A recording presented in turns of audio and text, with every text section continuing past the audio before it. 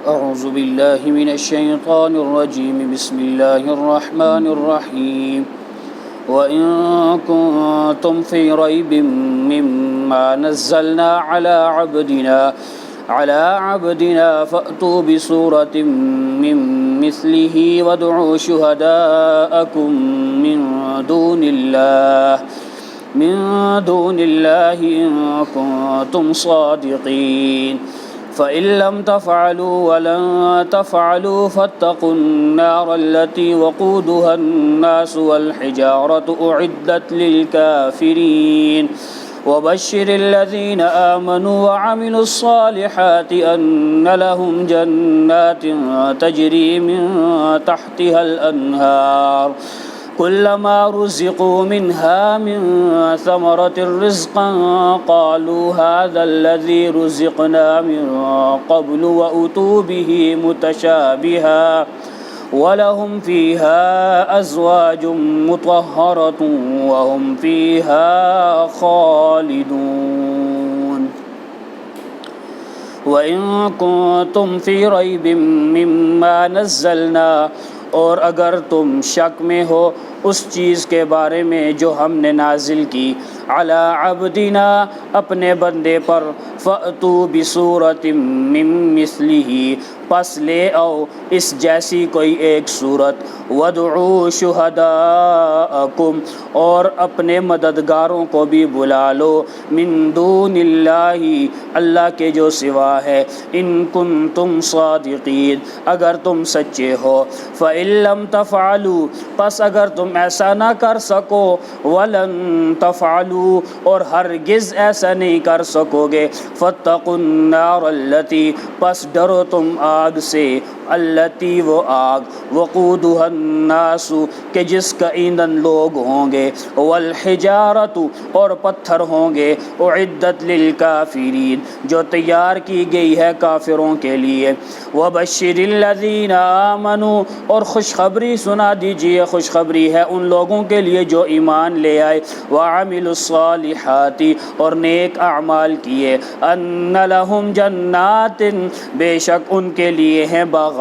تجری من تحتها الانہار کہ جن کے نیچے سے نہریں بہتی ہیں کلما رزقوا پس جب کبھی بھی روزی دیے جائیں گے منہا اس سے من ثمرات پھلوں میں سے رزقا روزی قالوا تو وہ کہیں گے ھذا الذی یہ تو وہی ہے رزقنا جو ہمیں روزی دی گئی من قبل اس سے پہلے واتوا به متشابہا اور دیے جائیں گے اس میں ملتے جلتے پھل وَلَهُمْ فِيهَا أَزْوَاجٌ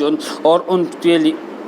اور اس جنت میں ان کے لیے ہے ازواج مطہرات نیک بیویاں وہم فیہا خالدون اور وہ اس کے اندر ہمیشہ ہمیشہ رہیں گے۔ ما قبل آیات میں ہم نے توحید عقیدہ توحید کے متعلق پڑھا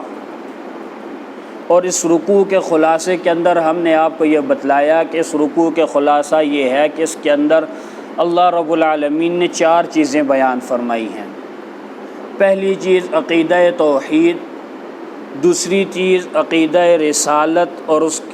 تیسری چیز قرآن کریم کی عظمت اور شان اور چوتھی چیز میعاد یعنی قیامت کا تذکرہ۔ اس میں سے پہلی چیز عقیدہ توحید کا بیان گزشتہ اسباق کے اندر گزر چکا۔ اب جو دوسری 2 چیزیں ہیں رسالت اور ساتھ ہی ساتھ میں قرآن کریم کی عظمت اور صداقت،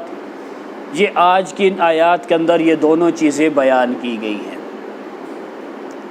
اللہ رب العالمین نے جب کبھی بھی کوئی نبی بھیجا تو اس نبی کی جو بات ہوتی ہے اس کا جو پیغام ہوتا ہے اس کے اوپر لازمی طور پر اس کے ساتھ کسی دلیل کو بھی بھیجا، اور اس دلیل کو اصطلاح کے اندر معجزہ کہا جاتا ہے۔ جتنے بھی انبیاء آئے ان تمام کے تمام انبیاء کرام علیہم الصلوات و تسلیمات کو معجزات ادا کیے گئے، جن میں سے چند ایک مشہور معجزات حضرت موسیٰ علیہ السلام کو اللہ رب العالمین نے لاٹھی والا معجزہ عطا فرمایا، حضرت صالح علیہ السلام کو اللہ رب العالمین نے اونٹنی والا معجزہ عطا فرمایا،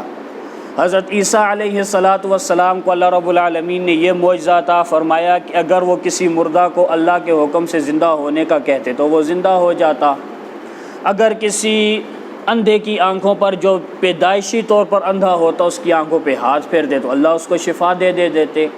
اسی طرح کوئی کوڑی یا برس کے اندر مبتلا ہوتا تو جب اس کے جسم پر حضرت عیسیٰ علیہ السلام ہاتھ پھیرتے تو اللہ پاک اسے شفا عطا فرما دیتے۔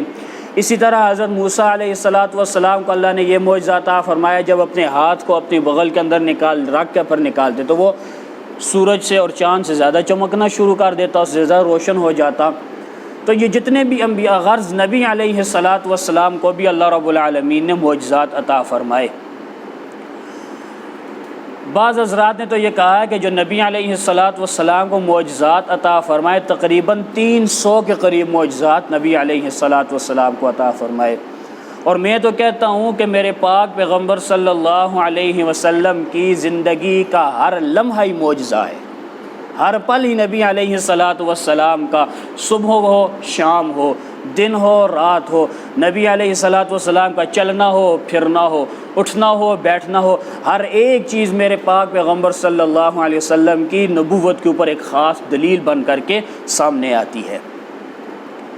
تو نبی علیہ السلام کو بھی اللہ رب العالمین نے معجزات عطا فرمائے، انہی میں سے ایک معجزہ اللہ رب العالمین نے قرآن کریم نبی علیہ السلام کو عطا فرمایا، اور پاک پیغمبر صلی اللہ علیہ وسلم نے فرمایا کہ جتنے بھی انبیاء کرام علیہم الصلوات و تسلیمات کو معجزات عطا کیے وہ سارے کے سارے معجزات اس نبی کے جانے سے ختم ہو گئے۔ موسیٰ علیہ السلام چلے گئے، دنیا سے رخصت ہو گئے تو وہ جو ان کا معجزات تھے وہ بھی چلے گئے۔ حضرت صالح علیہ السلام اس دنیا سے چلے گئے تو معجزہ بھی چلا گیا۔ حضرت عیسیٰ علیہ السلام کو اس دنیا سے اللہ رب العالمین نے آسمانوں پر اٹھا لیا تو وہ معجزات بھی اٹھا لیے گئے، لیکن پاک پیغمبر صلی اللہ علیہ وسلم کو جو معجزہ عطا فرمایا وہ معجزہ علمی معجزہ، کہ نبی علیہ السلام نے فرمایا کہ میرا یہ معجزہ قیامت تک یہ جاری رہے گا، اور یہی وجہ ہے کہ نبی علیہ السلام نے فرمایا ارجو ان اکون اکثرہم تابعا یوم القیامہ، اور میں اس بات کا یقین رکھتا ہوں کہ قیامت کے روز میں ان انبیاء کی امتوں کے لحاظ سے میری امت زیادہ ہوگی، کیونکہ میرا یہ معجزہ قیامت تک جاری رہے گا اور میرے اس کو پڑھنے والے قیامت تک باقی رہیں گے، اس سے نفع حاصل کرتے رہیں گے۔ اور مشرکین مکہ اس قرآن کریم کو اللہ رب العالمین کی کلام نہیں کہتے تھے، وہ یہ کہتے تھے کہ نبی علیہ السلام نے خود جو ہے اس قرآن کریم کو، یہ جو کلمات ہیں یہ نبی علیہ السلام خود ہی بیان فرماتے ہیں، یہ اللہ کی کلام نہیں ہے۔ تو اللہ رب العالمین ان کو چیلنج دیتے ہوئے ارشاد فرما رہے ہیں وَإِن كُنتُمْ فِي رَيْبٍ مِّمَّا نَزَّلْنَا، اگر تم اس بات کے اندر شک کرتے ہو کہ جو نازل کی ہے ہم نے علی عبدنا اپنے بندے پر، فَأْتُوا بِسُورَةٍ مِّن مِّثْلِهِ، پس لے آؤ اس قرآن جیسی کوئی ایک صورت۔ اس طرح کے اللہ رب العالمین نے چیلنج اور مقامات پر بھی فرمائے ہیں۔ چنانچہ سورہ بنی اسرائیل کے اندر اللہ رب العالمین نے ساری کی ساری انسانیت کو چیلنج دیتے ہوئے فرمایا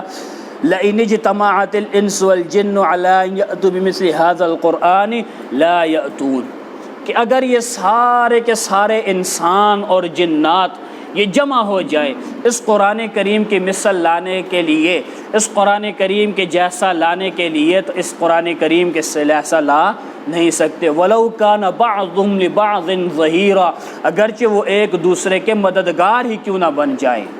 ایک دوسرے کی مدد کرنے والے ہی کیوں نہ بن جائیں، اس قرآن کریم جیسا اور قرآن نہیں لا سکتے۔ پھر اس کے بعد اللہ رب العالمین نے تھوڑا سا چیلنج کے اندر مزید نرمی فرمائی، چنانچہ سورہ ہود کے اندر اللہ رب العالمین نے فرمایا فَأْتُوا بِعَشْرِ سُوَرٍ مِّثْلِهِ،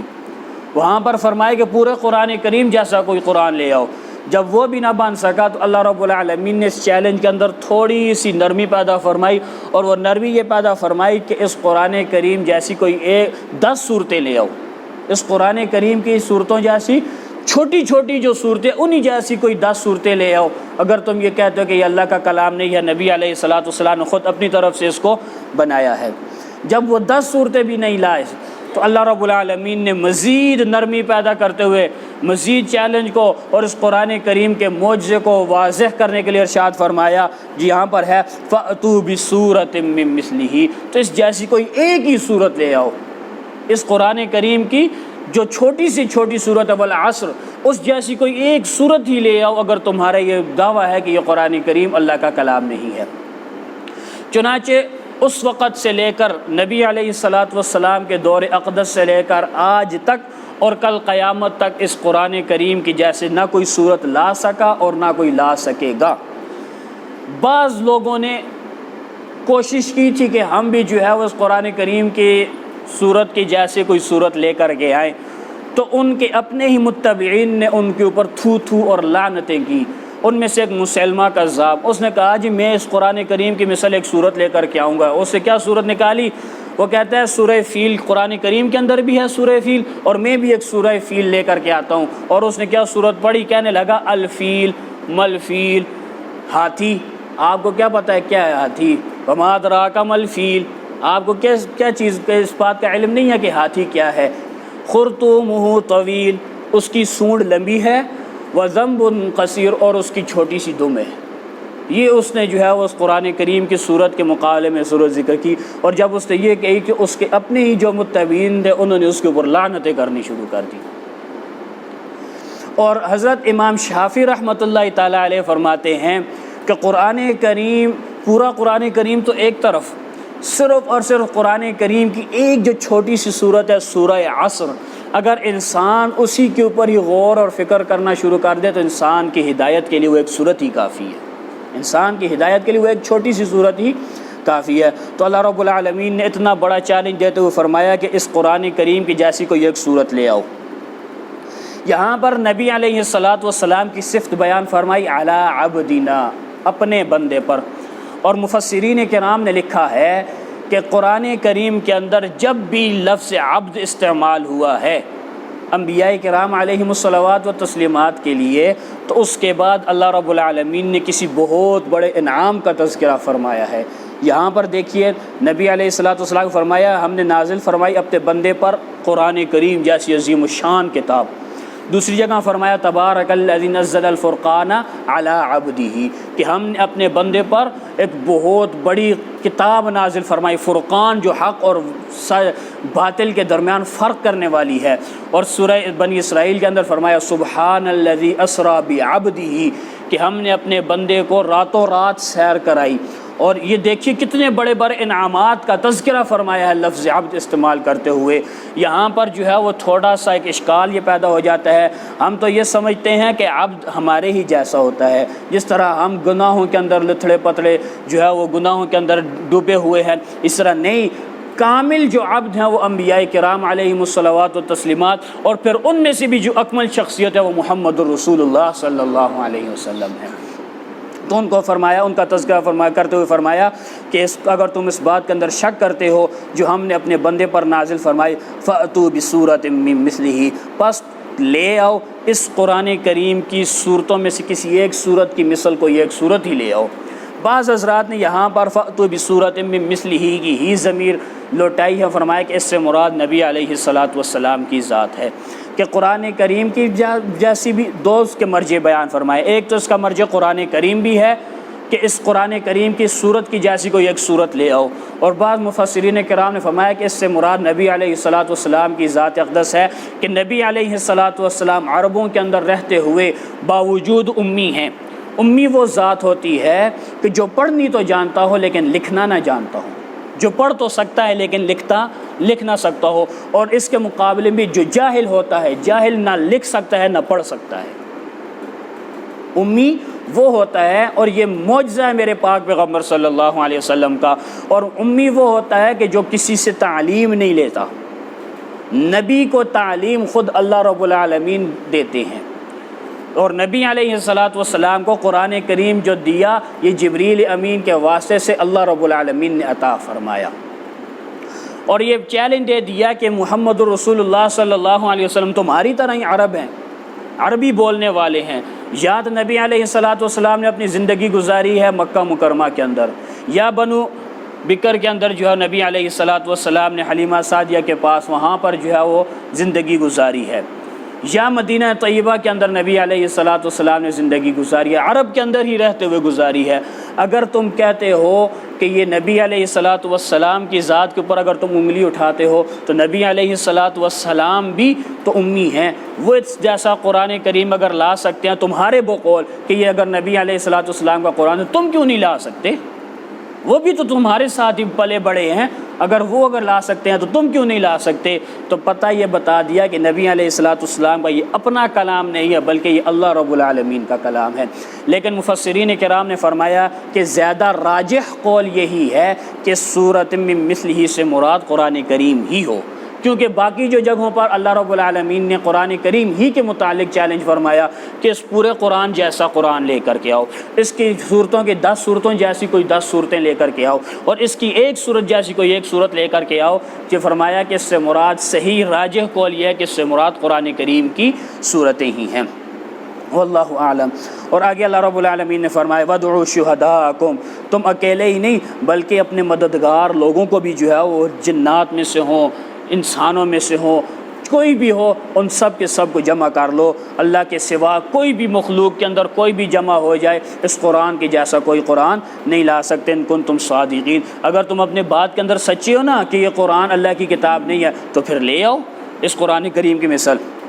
تو اب اللہ رب العالمین اس قرآن کی صداقت اور نبی علیہ الصلاۃ والسلام کی صداقت کو بیان فرماتے ہوئے فرما رہے ہیں فَإِن لَّمْ تَفْعَلُوا، پس اگر تم ایسا نہ کر سکے، اگر ایسا قرآن کریم کی مثل نہ لا سکے، وَلَن تَفْعَلُوا، اور پیشن گوئی بھی دی جا رہی ہے، پہلے تو بیان فرمایا کہ نہیں لا سکتے، اور پھر آگے فرمایا جا رہا ہے پیشن گوئی بھی دی جا رہی، وَلَن تَفْعَلُوا، اور ہرگز نہیں لا سکو گے، ہرگز قرآن کریم کی جیسی صورت کوئی نہیں لا سکو گے، تو پھر فَاتَّقُوا النَّارَ، تو یہ کافروں ڈرو اس آگ سے، وقودها الناس، کہ جس کا ایندھن لوگ ہوں گے، والحجارۃ، اور پتھر ہوں گے۔ اس پتھر سے مراد یہ ہے جس طرح سے عام طور پر کوئلے کے ساتھ آگ کو تپش دی جاتی ہے، آگ کو جو ہے وہ زیادہ کیا جاتا ہے، اسی طرح پتھروں کے ذریعے سے، اور وہ آگ زیادہ سخت ہوتی ہے، اسی طرح پتھر جو ہوں گے ان پتھروں کے ذریعے سے اللہ رب العالمین جہنم کی آگ کو دہلائیں گے، مزید دہکائیں گے، مزید اس کے اندر اضافہ فرمائیں گے۔ اور بعض حضرات نے فرمایا کہ والحجارۃ سے مراد بت ہیں، کہ اللہ رب العالمین ان بتوں کو جو ہے وہ ایندھن کے طور پر کے استعمال کریں گے، جو کس کے لیے ہوگی؟ اعدت للکافرین، جو تیار کی گئی ہے کافروں کے لیے۔ کافروں کا تو انجام بیان فرما دیا، ساتھ ہی ساتھ میں اللہ رب العالمین نے ایمان والوں کا انجام آگے وبشر الذین آمنوا وعملوا الصالحات سے بیان فرمایا۔ زندگی رہی تو انشاءاللہ تعالیٰ اس کو کل بیان فرمائیں گے۔ اللہ رب العالمین سے دعا ہے کہ مالک کائنات ہمیں قرآن کریم کے مفاہیم اور مطالب کو صحیح معنوں میں سمجھنے کی اور اپنی زندگیوں میں لانے کی توفیق عطا فرمائے۔